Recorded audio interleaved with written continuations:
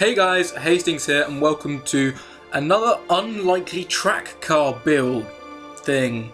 Yeah, and it's an unlikely track car.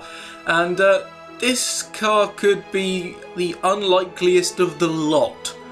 As you can see, we're going to be using the Rolls-Royce Wraith.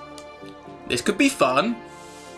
So without further ado, let's go and get into the build of the car, where we start out with putting in all of the compulsory parts. Firstly, I've done it again, I've gone into weight reduction. Firstly, the race roll cage, because safety.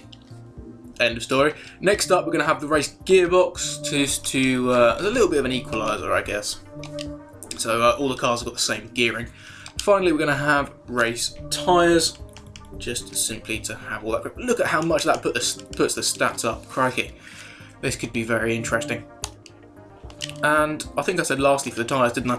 Well, actually, lastly is the Forza Aero, which could look pretty horrible on this car. This brace. Okay, the front one's never that dramatic, but the rear one could look really horrible. Let's have a look. Please don't be horrible. Please don't be horrible. Please. That's not too bad, actually. Slightly gold on the edges as well. That looks pretty cool.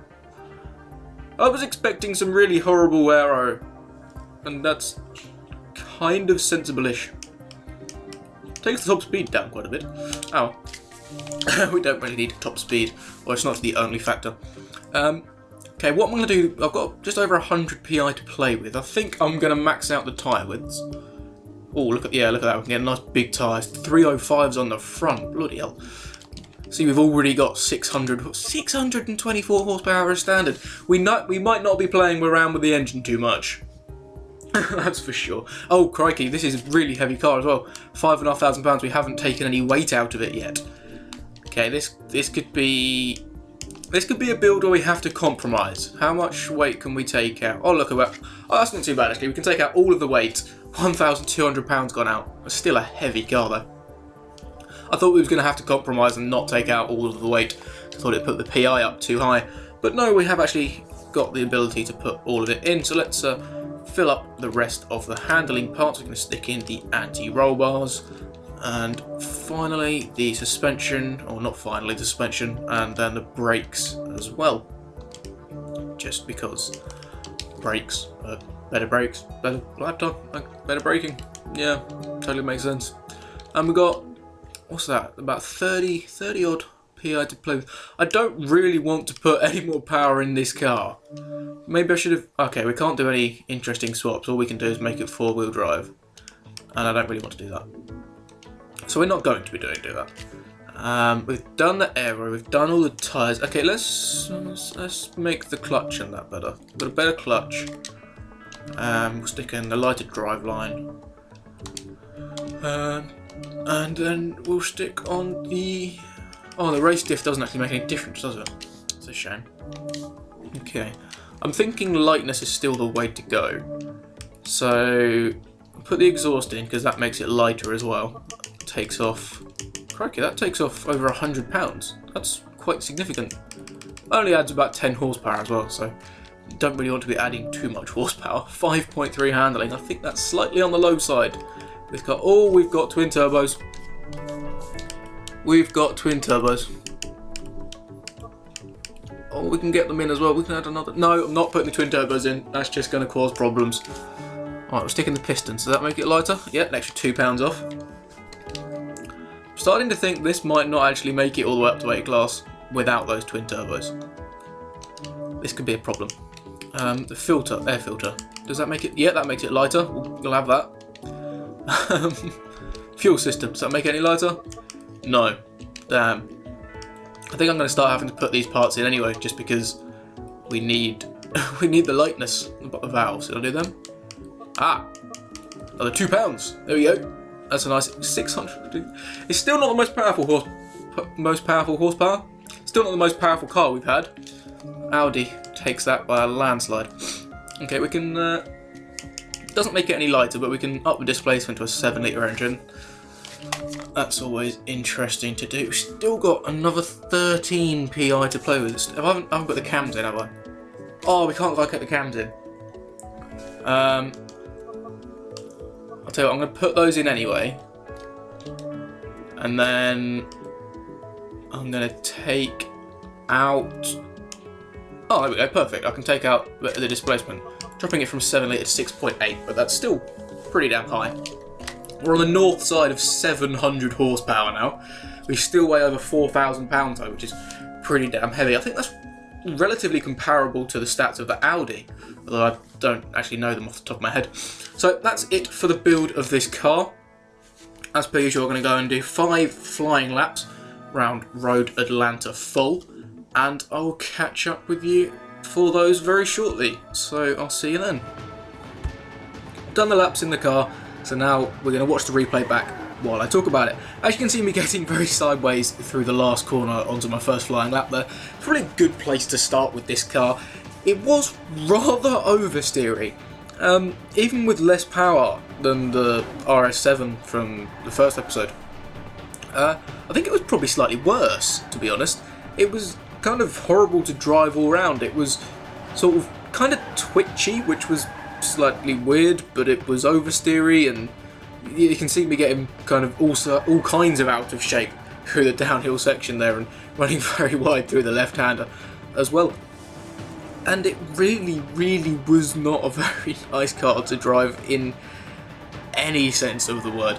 I don't think there was a single corner on this track I didn't struggle with. As you see, again, even going into the double right-hander, very wide through the first section and almost running wide and getting a bit tail happy through the second section as well. Going down the straight, this car was average, considering how much sort of oversteer and wheel spin I was getting. You'd think that would be because it's going to be really quick in a straight line, but it really wasn't. It was hitting sort of the 175-ish mark coming down into the braking zone, which is about on par with what the other cars have done. I think the Audi was slightly faster than that and the Lexus was slightly slower, but it's in the right ballpark.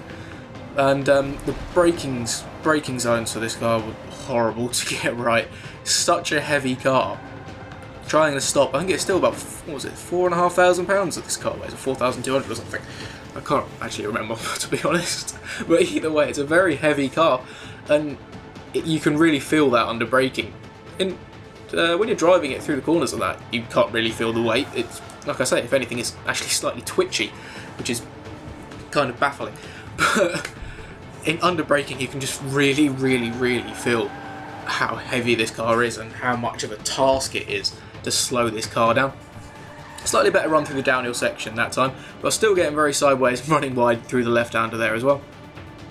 And running up to, again, the double-handed right-hander. Double-handed right-hander? Does that make sense? Double right-hander.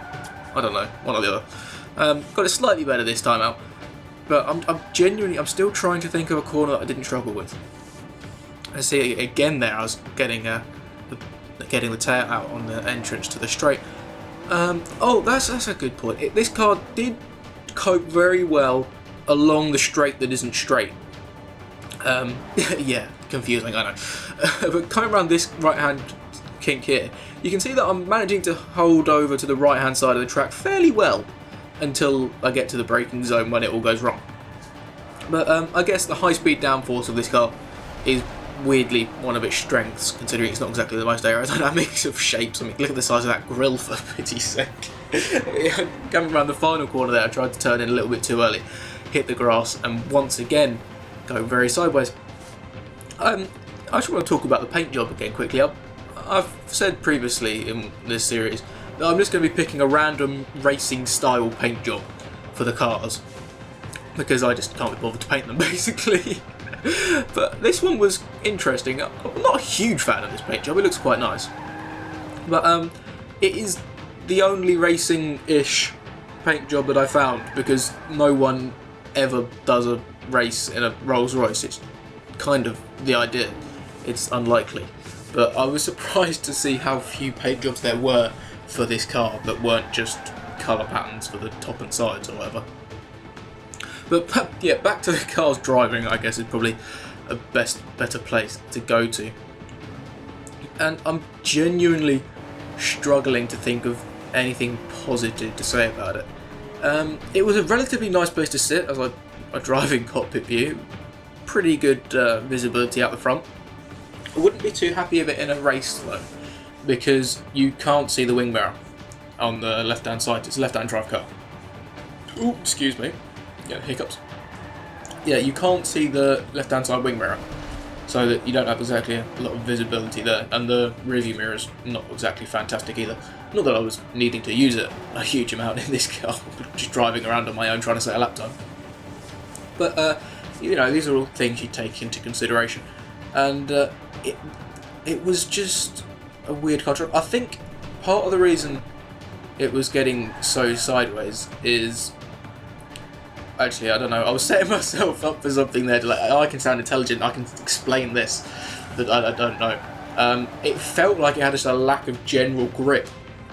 But it's on race tyres with maxed out tyre widths that were pretty damn wide. You see, remember I had 305s on the front, and I can only presume that they're slightly wider on the rears, maybe 325s. It's pretty damn big tyres. I mean, you'd expect to cut out on the size, but it just didn't have the grip. If I had to tune this car to be slightly more competitive, I think the first place I would go to is max out the downforce and do whatever I could to just increase the grip. Screw the straight line speed, it's okay in that respect. Just need to get round these corners slightly faster. It was very hard to get used to driving this car as well.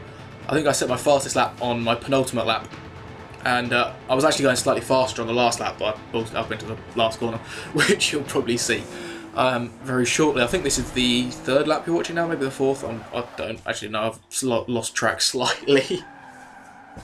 I'm not sure what lap we're on, so I don't know how long I need to keep talking for either, which is slightly problematic, I guess. But yeah, one thing I guess that this car coped better than most with is the gradient changes. Lots of cars tend to struggle as they hit the sort of uphill section in the first corner, or as they go over a crest. And this car coped with that pretty well. I guess with a big, soft, comfy car, the suspension, even with brake suspension installed, it's going to cope with it okay. And I think with both of the previous unlikely cars we've had, I talked about the back end going slightly light over the crests down the straight and coming into the final corner, and just getting a bit of wheel spin there. Maybe because this car is just so heavy. But I didn't get that in this car. It regained its traction pretty well when it went over the crests just under that Hancock sign that we went through a second ago. And yeah, I guess that's pretty much everything I've got to say about this car. I'm just checking, just racking my brains to see if there's anything else that I can think of. But it kind of felt like, isn't there a setting on Forza, one of the car settings, like you can adjust the amount of grip levels? It felt like you was driving on reduced grip. There we go, that's the final corner. I completely ballsed it up through the final corner. Very, very sideways. I think I was about 0.2 of a second up. And I just lost it through the final corner. I was trying to push too hard. I was just taking it easy. I set it for an extra lap because last week when I accidentally... Just ignore the fact that I was trying to drift and ended up spinning. With the last episode, I accidentally set it for far too many laps, and when I parked up at the top of the hill, it actually turned out to be a pretty nice camera, so I'm hoping I've parked in roughly the right place. So when I bring up all the times in that, we get the same nice camera while my car's stuck at the top of the hill. Slow down, stop, we're gonna... No, okay, apparently I need to come slightly further around the hill. So this is the great screen we're going to end on for now, and we're going to move on to the times. The benchmark time by the Lamborghini Aventador was a 1:27.8. Yeah, this didn't challenge that. It was nowhere near close. We did a 1 minute 29.202, which is almost a full second slower than anything else we've had so far in this series. Thank you very much for watching. I hope you've enjoyed it as much as I have, because this was, although it was a horrible car to drive, it was a very fun episode to make. So hit the subscribe button if you're new, leave a like and a comment if you feel like it, and until the next one, Hastings out. Goodbye.